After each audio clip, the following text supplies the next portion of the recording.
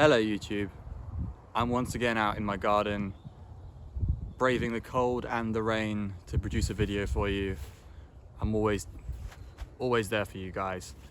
And as you can see, this is the first video I've actually done not wearing a hat. And you can look back through the videos and check that for if you want. I pretty much wear a hat all the time on camera. And the reason I'm not wearing one today is because the subject of this video is accepting and dealing with hair loss. And I want to tell you a bit about my struggles and journey with this.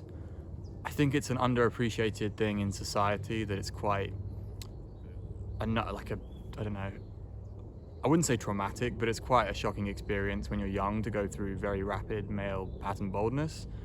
And I kind of want to talk a little bit about my own personal history because I started losing my hair very young. I believe it was probably around when I was 19, but I didn't myself notice it until I was 20. A barber told me essentially that I was starting to experience hair loss and my hairline was going backwards slowly. And obviously at 20 years old, you don't expect to hear your barber say that. One barber even told me I'd be bald completely by the time I was 30 based on the pattern he saw. So that's fantastic. And yeah, it hit me quite hard when I was that young. It wasn't really fully noticeable to I guess general people until I was around 23. I remember I dated a girl when I was 22, 23, and because I'm tall and the balding started on my crown, she didn't even notice I was really losing it that badly because she was like 5 foot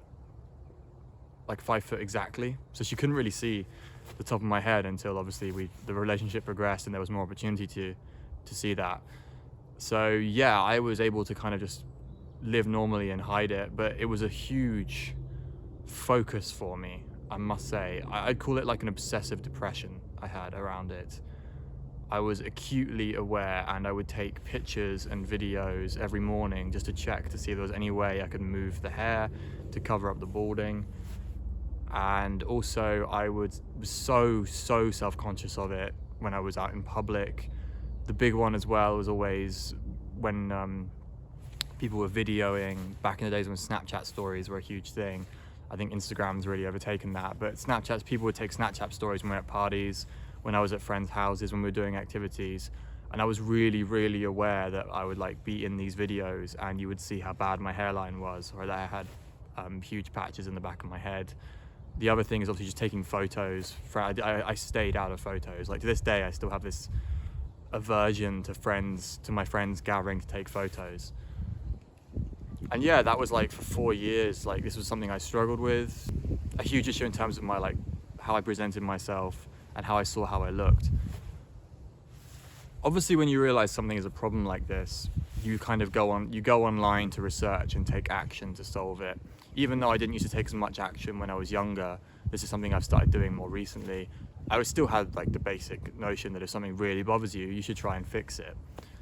And I went online and found out about the big three in the hair prevention stack, which most people know is minoxidil, so Regain, finasteride or dutasteride, which is a pill you take, which blocks blocks certain receptors, and then also keto shampoo, ketozolinol, I believe is how it's pronounced. I probably should have researched this before I started recording, but those were the big three I used. There are some great sites out there.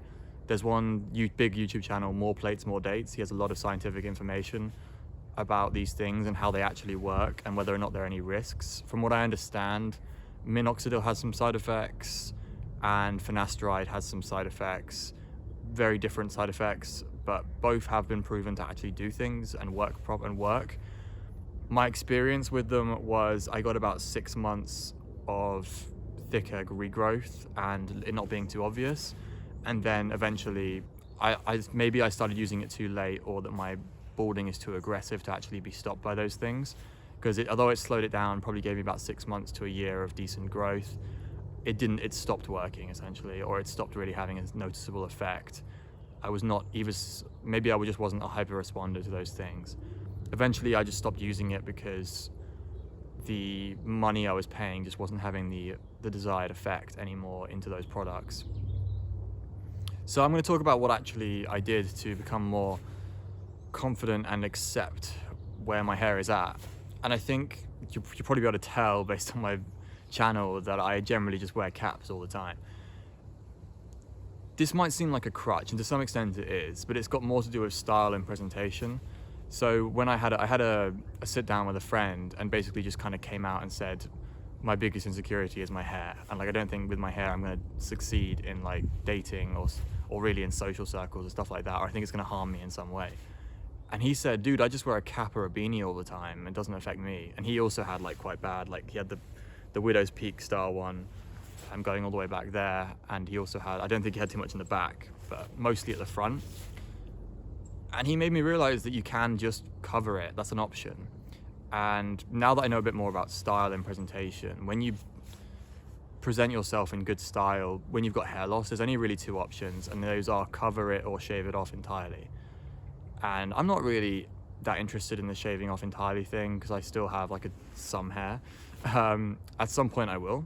I think that's almost certain in my future. And I will pretty much always wear sort of hats of some sort. It fits in with my overall style and presentation that I like to go for. I like to go for like smart street style, and therefore I can wear like skater brand hats. And you've seen a lot of the ones I wear. Like I wear Volcom hats. I have a few like higher brand ones as well that I haven't really worn yet. And I think it's really helped me accept. Like I don't have any problem taking them off and showing people. I look a lot better in photos and videos when I'm wearing the hats. And yeah, it's made me like accept myself and like love how I look a bit more, to be like making this style choice all the time. I don't see it as a cover up. I don't see it as a crutch in that way. I see it as something that's been a gateway to better confidence. And for that, I'm very grateful to my friend for telling me just to suck it up and start wearing hats. But yeah, in general, you are trying to aim for some sort of acceptance and make it work for you. You should still take your style and presentation seriously always. So don't just like you can't just accept like bad hair and like show it off all the time. I don't think that's a good idea. I think it looks quite messy for a lot of people. A lot of people who accept like having hair loss and stuff make it really messy, like they grow out and they comb over, which doesn't look good. That's not acceptance. Eventually, as I said, I will shave it off, and most of my friends who've got male pattern baldness have shaved off their heads, and more power to them. But you'll pretty much always see me wearing some sort of baseball cap or beanie when you see these videos, so expect more of that in the future. Alright guys, until tomorrow.